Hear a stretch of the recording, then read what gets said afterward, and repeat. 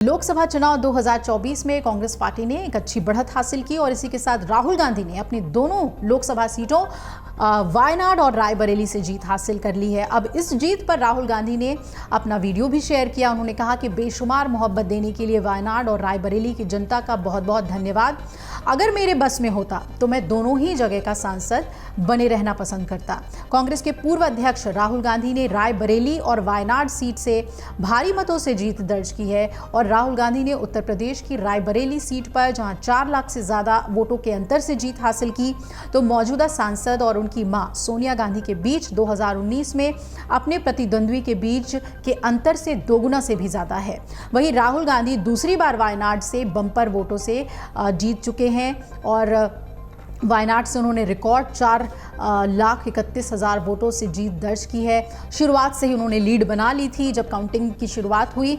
इस बार राहुल गांधी वायनाड लोकसभा सीट से 3,64,422 वोटों से जीते हैं। इन्होंने सीपीआई नेता एनी राजा को हराया।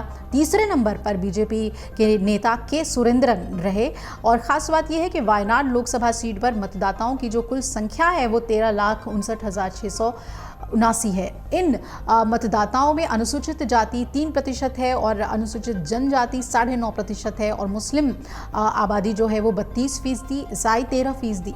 2019 के चुनावों की तरह ही इस लोकसभा चुनाव में भी मतदाताओं ने राहुल को चुना है और लोकसभा नतीजों में ये अब साफ हो गया है कि एनडीए गठबंधन को जो मेजॉरिटी मिली है, जो बहुमत मिला है, वो उस तरीके का नहीं रहा है जो कि पिछली बार मिला था। 294 पे आ गए हैं जबकि इंडिया गठबंधन 233 सीटों पर है। ऐसे में बीजेपी अपने दम पर 272 का आंकड़ा पार नहीं कर पाई है। ये मुकाबला काफ़ी दिलचस्प हो गया है। ऐसे में जोड़ तोड़ की राजनीति भी शुरू हो गई है और नज़र जो है राहुल गांधी पर टिकी हुई है कि वो अपने दोनों लोकसभा सीटों में से किसे रखते हैं, यानी कहाँ से वो सांसद बने रहते हैं और किसे छोड़ते हैं। अब आइए ये भी समझ लेते हैं कि ऐसी स्थिति जब होती है, यानी कि 2 जगह से जब कोई नेता चुनाव लड़ता है तो नियम और संविधान क्या कहता है। अगर कोई विधायक लोकसभा का चुनाव लड़ता है, जीतता है, तो उसे चुने जाने की तारीख से 14 दिन के अंदर एक सीट जो है यानी कि वहां की सदस्यता छोड़नी पड़ती है, त्याग करना पड़ता है। संविधान के अनुच्छेद 101(1) में जन प्रतिनिधित्व अधिनियम 1951 की धारा 68(1) में ये साफ तौर पर उल्लेख किया गया है इसका कि अगर कोई नेता 2 संसदीय क्षेत्रों से चुनाव लड़ता है और दोनों से ही चुन लिया जाता है तो उसे परिणाम घोषित होने के 14 दिन के भीतर यानी कि 2 हफ्ते के अंदर एक सीट से अपना इस्तीफा सौंपना होगा।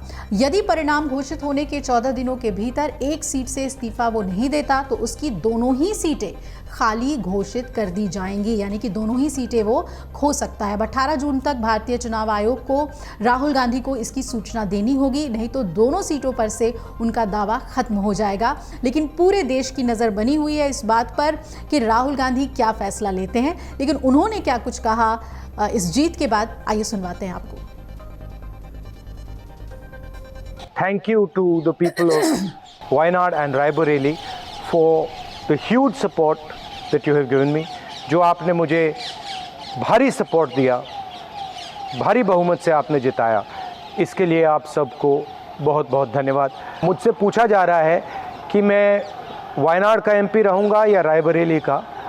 मैं तो दोनों का रहना चाहता हूँ। धन्यवाद, जय हिंद, कांग्रेचुलेशंस और बधाई आप सबको। अगर आप ये वीडियो YouTube पर देख रहे हैं तो हमारे चैनल को सब्सक्राइब करें और बेल आइकन को दबाना ना भूलें। अगर आप Facebook पर ये वीडियो देख रहे हैं तो हमारे पेज को लाइक करें।